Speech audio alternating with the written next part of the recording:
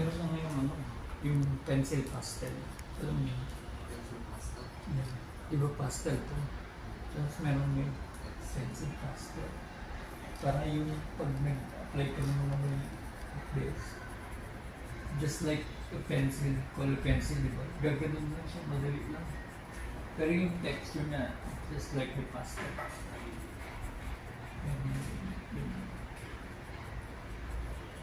Pero pagka pastel, ang hirap kasi control mo.